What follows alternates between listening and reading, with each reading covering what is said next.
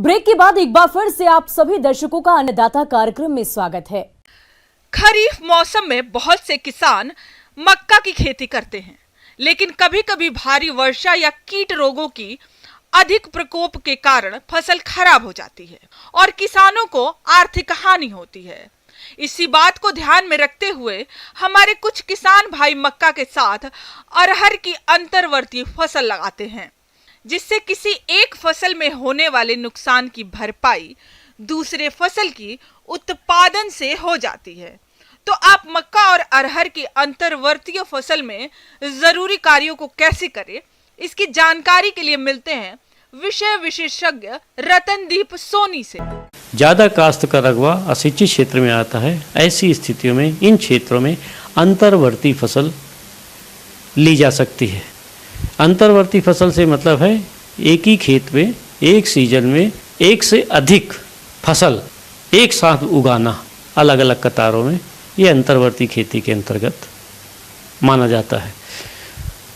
जैसा कि हम जानते हैं कि अंतर्वर्ती खेती करने के जो फायदे होते हैं, जैसे खेत की तैयारी में प्रारंभिक तौर में पौध संरक्षण में, निराई गुड़ाई में, कीट नियंत्रण में यदि अंतर्वर्ती फसल में करते हैं तो दोनों फसलों के लिए सामान्यतः एक ही तरह का उपचार पद्धति अपनाई जाती है। इसलिए भी हम इन दो फसलों की खेती एक साथ कर सकते हैं। और दूसरा, फसलें अंतर्वर्ती फसल के रूप में दो ऐसी चुनती हैं जो कि पूरक हों, एक दूसरे की प्रतिस्पर्धी न हो। मतलब कॉम्पिटिटिव नेचर वाली फसलों को अंतर्वर्ती फसल में नहीं लेते हैं, बल्कि कॉम्प्लीमेंट्री, जो एक दूसरे के पूरक फसल के रूप में होती है।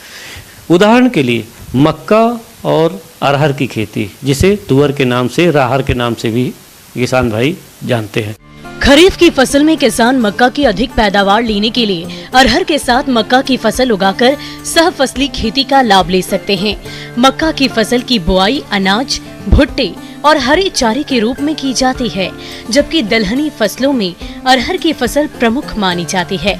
इसकी अधिक पैदावार सह फसली खेती से ही ली जा सकती है। खरीफ में तुअर के साथ मक्का की खेती की जा सकती है और इसके लिए 2 कतार तुअर की और 2 कतार मक्का की रखी जा सकती है। अरहर की फसल शुरुआत में उसकी बढ़वार कम होती है, लेकिन बाद में उसकी बढ़वार तेजी से होती है। तो वानस्पतिक वृद्धि शुरू में कम होने के कारण जो हमारा मक्का है उसकी बढ़वार अच्छी हो जाती है, उसकी पैदावार भी हमें बेहतर मिल जाती है। और जब ये फसल पककर कटने के लिए तैयार होती है और उस समय इसको काट देते हैं, उसके बाद फिर अरहर की फसल में वृद्धि शुरू होती है। तो जो मक्का की फसल जहाँ लगी हुई थी वह स्थान में ये पूरी तरह से फैल जाती है और अरहर की एक पूरी फसल हमको उस खेत में मिल जाती है। तो लागत, उत्पादन लागत दोनों फसलों के लिए एक समान हो जाती है शुरुआती तौर पर। बाद में उस फसल को काटना, गहाई का भी खर्च आता है उसमें। ऐसा यदि हम करते हैं तो खरीफ की फसल के रूप में हमें मक्का मिल जाती है और रबी की फसल के रूप में हमें अरहर की हो जाती है और कृषि भूमि का सर्वाधिक उपयोग होता है। तो संसाधनों का उपयोग और खर्चे में कमी दोनों हो जाती है। तो इस तरह से हम करेंगे तो हम फसल अंतर्वर्ती फसल से भरपूर फायदा ले सकते हैं।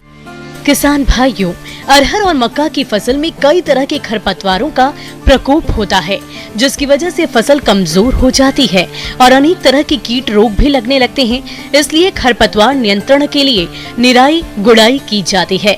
इसकी पहली निदाई फसल बुआई के 30 दिन बाद ही की जाती है और बाद की निराइयों को 30 से 40 दिन के अंतराल में करना होता है। और ऐसा करके हम खेत के अंदर खरपतवारों की प्रतिस्पर्धा फसलों के लिए वो कम कर सकते हैं। क्योंकि मक्के की फसल ले रहे हैं, इसकी पोषक तत्वों की मांग ज़्यादा होती है, नाइट्रोजन तत्वों की ज़्यादा मांग होती है। तो उसके लिए हम निराई गुड़ाई करके पौधों में हम यूरिया की टॉप ड्रेसिंग भी मक्का की कतार के बीच बीच में हम कर सकते हैं। ये काम हमको फसल की 30 दिन की अवस्था में करना है। ऐसा करके फसलों की पोषण संबंधी जो खुराक की पूर्ति हम कर सकते हैं। ये वर्षा का कोई ठिकाना नहीं होता है, कब लगातार भी हो सकता है, अधिक भी हो सकता है। तो उस स्थिति में ये जल भराव में जो जड़ क्षेत्र में होगा उससे फसल को नुकसान होता है। इसलिए हमें ये ध्यान रखना है कि जल भराव की स्थिति न होने पाए।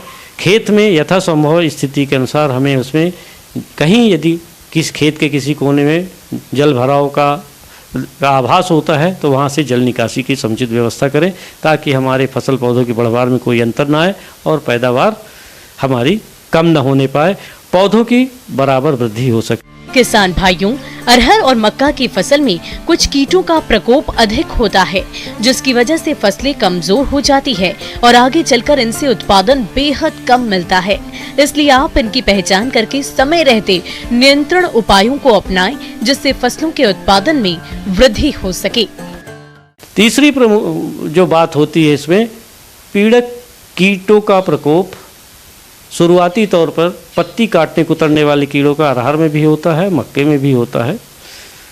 तो इसके लिए हम यदि चाहते हैं कि कीटों का प्रकोप हमारी फसलों में न हो, नुकसान न पहुँचे, तो शुरुआती तौर पर 20-25 दिन की अवस्था में मौसम अनुकूल होने की दशा में ये ट्राइजोफास नाम की दवा है, जिसका भी हम छिड़काव अपने खड़ी फसल में कर सकते हैं। तो इस तरह से हम कीट नियंत्रण कर सकते हैं। और इसकी मात्रा 800 मिलीलीटर से 1 लीटर हो सकती है, जो कि अंडे की अवस्था में जो कीट की अवस्था होती है, इल्लियाँ होती हैं, उनको नियंत्रित किया जा सकता है। तो अंतर्वर्ती खेती महत्वपूर्ण होती है। किसान भाइयों, इसको कुछ न कुछ रकबा में अपने खेतों में करें और फसल चक्र भी अपनाते रहें। माने खेत बदल बदल के अंतर्वर्ती खेती कर सकते हैं, तो सीमित पानी में भी अधिकतम पैदावार किसान भाई अपने खेतों में सुचारू रूप से ले सकते हैं।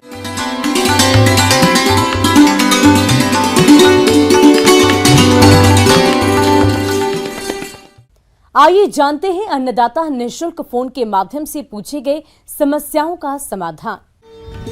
अन्नदाता निःशुल्क फोन संपर्क सेवा के माध्यम से पूछे गए प्रश्नों में से आज हमने जिस प्रश्न को कार्यक्रम में शामिल किया है उसे पूछा है ग्राम इंद्रो का, जिला जोधपुर के कृषक रुद्र प्रताप ने।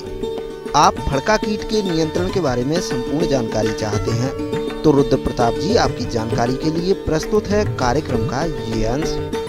अब की बार मानसून की बरसात बहुत अच्छी हुई है और काफ़ी एरिया के अंदर बरसात अच्छी हो चुकी, फसलें अच्छी लग गई है लगभग।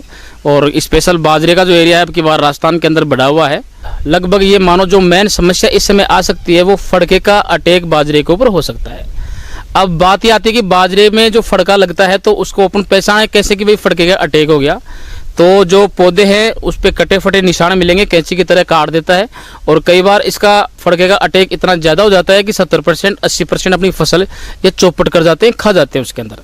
जब इसका प्रकोप व्यापक रूप से होता है तो इसके नुकसान की सीमाएं नहीं रहती है, कई बार तो 90% से ऊपर भी फसल को चौपट कर जाता है। तो जैसे ही अपने को पता लगे कि भाई फड़का अपना इसके अंदर हो गया, तो अगर अपने को जानकारी है तो क्विनाल फोस पाउडर आता है, उसको अपन 25 किलोग्राम प्रति हेक्टेयर के हिसाब से बुरकाव करके और अपन फड़के का नियंत्रण कर सकते हैं। और या फिर अपन नज़दीकी कृषि कार्यालय वहाँ जाके भी अपन इसकी जानकारी ले सकते हैं और समय पर इसका नियंत्रण किया जा सकता है।